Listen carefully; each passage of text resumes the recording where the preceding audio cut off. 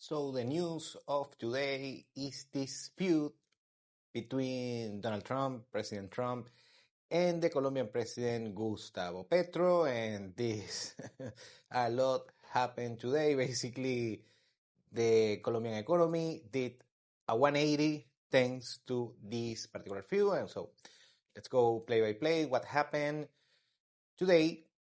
Uh, just on the morning, it was scheduled a remigration flight from the US to Colombia from over 100 Colombian migrants in the US, illegal migrants that also have a criminal record. And the flight was scheduled to land today on Colombia.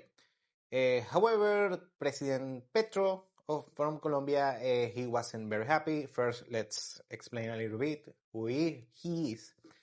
That he is a far left-leaning politician. He was on this very, very radical left-leaning movements on his youth, and then he became the mayor of Bogota, the capital of Colombia, and he became president just a few years ago. Okay, having said that, you need that context for everything that happened. Well, anyways, Petro, the Colombian president, refused to take this batch of migrants, this particular flight. And of course, Trump wasn't very pleased with that news. And he said that he is going to impose sanctions, tariffs on the Colombian economy, 25%. And if this particular misbehavior of Colombia stays long term, he is going to increase the tariffs of Colombia to 50%. And those are very bad news for the Colombian economy because 27% of all of the exports of Colombia go actually to the US, and the US has a trade surplus with Colombia. Anyways, and those are very bad news for the Colombian economy. And also when, Petro, the Colombian president, keeps, doubling down, keeps swinging against Trump, that happened throughout the afternoon. He said that the US is a boring place, that he likes, the black neighborhoods of Washington, something like that. I'm going to put here the tweet of President Petro. But still, and he also threatened the US to put tariff to US products in Colombia. And of course, that's an idiotic move. The Colombian economy doesn't have any leverage to the US, unlike maybe Canada, Mexico, China, places like that. Well, Colombia doesn't have any leverage on this particular tug of war. And also Trump threatened, and I think is on full effect. I don't know, we have to see.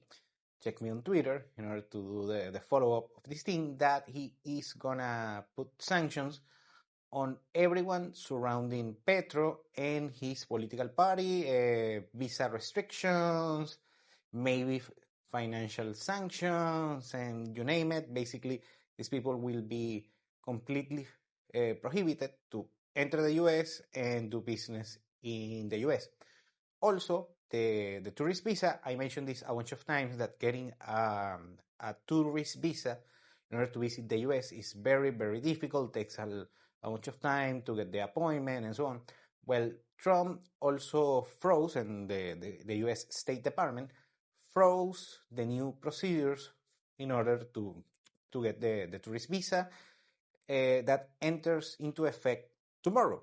And many Colombians are very upset because it's very difficult just to get the appointment and then get approved and so on. So it's expensive and also a very tiresome process that also has been held for the average Colombian. So those are very bad news. First, for the average Colombian, they won't have access to travel to the US if they can figure this thing out.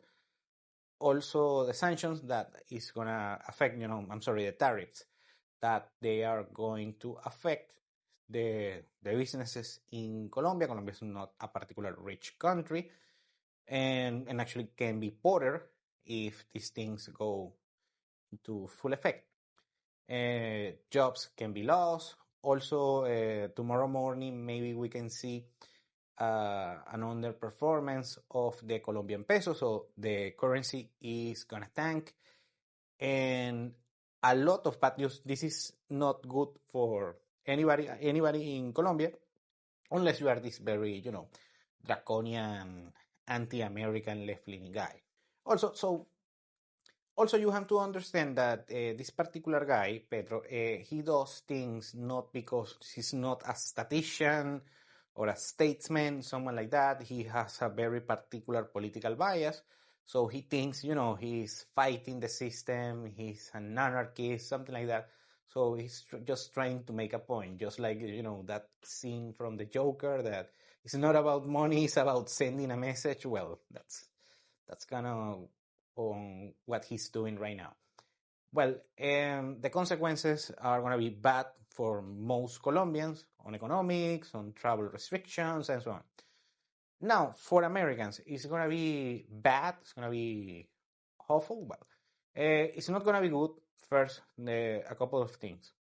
The first one is, of course, with the tariffs, Colombian coffee and Colombian goods are going to be a little bit more expensive. So, it's not a big of a deal, but still it is what it is. Also, what happens is mostly the people that are invested some way, somehow, in Colombia. I'm talking US citizens. Remember, Colombia is one of the main destinations for US travelers, usually solo male travelers, especially places like Medellin, very popular destination. Well, anyways, that is going to be harder. First, Petro himself mentioned there are over 15,000 illegal aliens, US illegal aliens within Colombia, and actually the number can be even more. Because many Americans move to Colombia and they don't know much about the bureaucracy or the paperwork, so they just sleep on it and then end up becoming illegal aliens, just like the illegal aliens in the US, but of course, completely different reasons. Anyways, so they can be affected. Also, the transactions between the US and Colombia are most likely going to tank. The currency is, maybe it can see a significant drawdown with the performance of the currency against the USD. And lastly, this hasn't happened, but we cannot rule this out, is that Colombia can slap a tourist visa to US travelers to Colombia. The President Petro did it recently with UK citizens. On November, I believe, or early December, the UK actually banned Colombian travelers without a tourist visa. That is a very draconian process to get the UK tourist visa. And with a reciprocity measure, the President Petro just slapped a tourist visa to UK travelers. That can also happen with US travelers. Remember that Brazil already did it. They have the same reciprocity policy. And I see very likely that it's going to happen on the next few months. It could happen tomorrow, actually. So stay updated on that regard. Thank you for watching Continental Insider. Please like, share, and subscribe. Follow us on social media. And if you want to work with us, continentalinsider.com. Thanks again, and have a nice day.